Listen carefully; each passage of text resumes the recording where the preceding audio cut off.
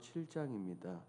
히브리서 7장 27절에서 28절까지 말씀을 함께 보도록 하겠습니다. 신약성경 360페이지에 기록이 되어 있습니다. 히브리서 7장 27절에서 28절까지 우리 한 목소리로 함께 읽도록 합니다. 그는 저 대제사장들이 먼저 자기 죄를 위하고 다음에 백성의 죄를 위하여 날마다 제사를 드리는 것과 같이 할 필요가 없으니 이는 그가 단번에 자기를 드려 이루셨음이라. 율법은 약점을 가진 사람들을 제사장으로 세웠거니와 율법 위에 하신 맹세의 말씀은 영원히 온전하게 되신 아들을 세우셨느니라. 아멘. 오늘 본문은 새 언약의 대제사장이신 영원한 대제사장이신 예수 그리스도에 대한 이런 본문입니다. 오늘 본문을 통해 우리 주님께서 왜 영원한 대제사장이 되었는지를 분명히 확인할 수 있습니다. 오늘 본문을 통해서 하나씩 살펴보도록 하겠습니다. 내용 관찰 1번입니다. 구약의 율법과 제사가 할 수 없는 것은 무엇입니까? 우리는 지금까지 히브리서에 들어와 앞장까지 레위 제사장의 불완전함에 대해서 우리 계속해서 살펴보았습니다. 이것이 지금까지 완전케 되신 예수 그리스도에 대한 언급과 분명하게 대조가 되는 그런 본문이죠. 우리 주님은 아론의 계열이 아닌 멜기세덱의 반차를 좇은 대제사장이다라는 이것을 우리는 본문을 통해서 분명히 살펴보았습니다. 그러므로 히브리서의 핵심은 다른 것이 아니라 이것입니다. 레위 제사장직의 불완전함 그리고 예수 그리스도의 완전한 속죄 사역에 대한 설명입니다. 2번을 보겠습니다. 대제사장 되신 예수님께서 무엇을 제물로 드렸습니까? 구약의 제사는 끊임없이 짐승을 잡아 하나님께 올려드렸습니다. 하지만 우리 주님은 단번에 자신을 드리셨죠. 27절에서 분명히 이렇게 말합니다. 그가 단번에 자기를 드려 이루셨음이라. 완전하신 주님은 레위 계열의 제사장들과는 완전히 다릅니다. 제사장들 역시 죄인이기 때문에 자신을 위한 제사를 먼저 드리고 백성을 위한 제사를 드렸는데 우리 주님은 그럴 필요가 없으셨죠. 주님 자체가 대제사장이자 완전한 제물이셨기 때문입니다. 하나님께 다른 동물의 피, 생명이 아니라 예수님은 자신의 생명을 드리셨습니다. 그러므로 사람들의 죄를 해결하셨죠. 이것은 유일무이하며 최종적인 것입니다. 더 이상 다른 제물이 필요 없다라고 히브리서가 분명하게 우리에게 말하고 있습니다. 3번을 보겠습니다. 예수님의 제사를 통해 성도가 온전함을 얻게 된 이유는 무엇입니까? 구약의 제사는 불완전합니다. 아담 이후에 나오는 모든 사람들은 죄인입니다. 그렇기 때문에 제사장 역시 죄인이죠. 죄인이기 때문에 방금 말씀드린 것처럼 먼저 자신을 위한 제사를 드립니다. 그리고 나서 백성들을 위한 제사를 드리죠.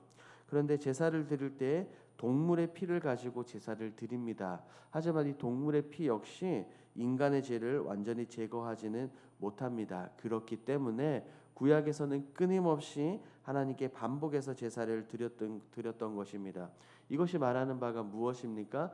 율법으로는 완전한 구원을 얻지 못한다는 것을 우리에게 말합니다. 하지만 우리 주님은 생명 자체를 하나님께 드렸습니다. 죄가 없으신 그분이 자신의 생명을 하나님께 드렸죠. 동물이 제단에서 죽듯 십자가에서 예수님께서 실제로 죽으셨습니다. 그러므로 우리는 예수 그리스도의 제사를 통해 완전해졌습니다. 죄가 없으신 분이기 때문에 온전하고 분명한 언약의 보증, 우리의 중보자가 되셨습니다. 그렇기 때문에 우리가 다른 것이 아니라 온전함을 입게 된 것입니다. 4번 느낀 점을 보도록 하겠습니다. 자기 자신을 속죄의 제물로 드려 성도를 온전케 하신 예수님을 보며 무엇을 느낍니까? 이 본문을 보면서 너무나 감사했습니다. 왜냐하면 우리가 아직 구약의 시대를 살고 있다면 끊임없이 이 제사를 반복해야 하기 때문입니다. 더불어 거룩하신 하나님께 나아갈 수도 없습니다. 그러니 어찌 감사하지 않을 수 있겠냐는 거예요. 내가 달려야 할 그 십자가였습니다. 그 십자가에서 주님이 아니라 내가 죽어야 됐죠. 하지만 죄가 없으신 그분께서 죽으셨습니다. 그래서 개혁자 루터가 말하길 십자가를 묵상할 때마다 눈물이 난다라고 그가 분명하게 이야기를 했습니다. 그것은 여러분들도 동일하지 않습니까? 예수님 때문에 우리는 새로운 생명을 얻었습니다. 그러므로 저는 그렇게 생각합니다. 저는 제 생명이 제 것이 아닌 주님의 것이라고 생각을 합니다. 그래서 나의 만족과 유익을 위해서 살아가는 것이 아니라 하나님의 나라와 하나님의 영광을 위해 달려나가야 되는 것이 아닐까라는 이 생각을 본문을 통해서 가져보았습니다. 5분을 보도록 하겠습니다. 내가 예수님의 십자가를 믿고 감격을 경험했던 적은 언제입니까? 아마도 이런 적용점은 사람마다 다를 것입니다. 예전에 한 분의 이야기를 들었습니다. 교회에서 별것 아닌 것으로 분쟁이 났고 그에 따라서 성도들과 패를 나눠서 다퉜다고 합니다. 감정이 격해지다 보니까 몸싸움까지 번지고 결국 한 사람으로부터 굉장히 세게 뺨을 맞았다고 합니다. 그래서 그분이 너무 분해서 그 사람을 죽이고 싶었답니다.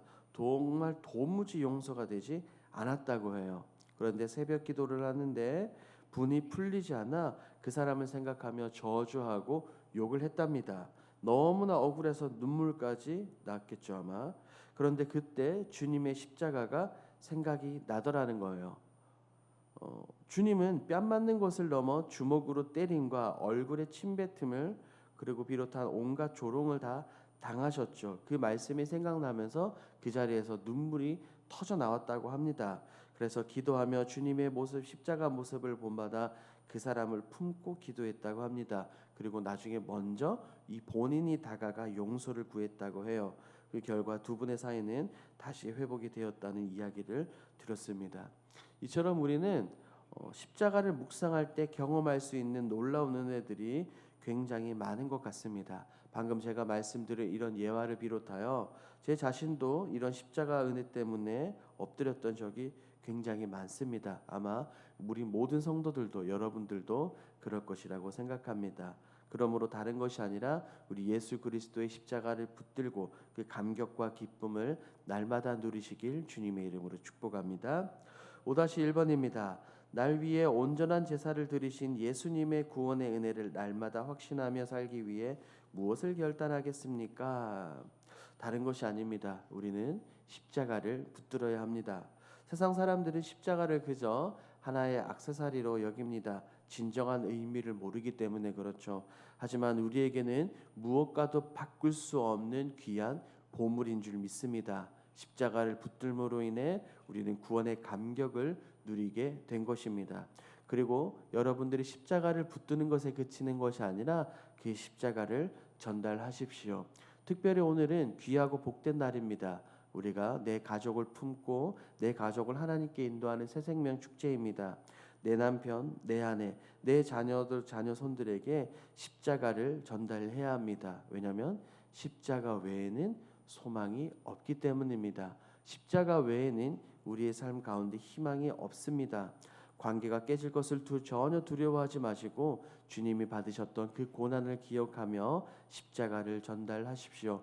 십자가를 바라보고 붙들 때 다른 것이 아니라 우리 가운데 내 가운데 생명이 임하게 될 줄 믿습니다. 그러므로 오늘 하루 주님의 십자가를 경험하시고 십자가를 붙드시는 여러분들이 되길 주님의 이름으로 축복합니다.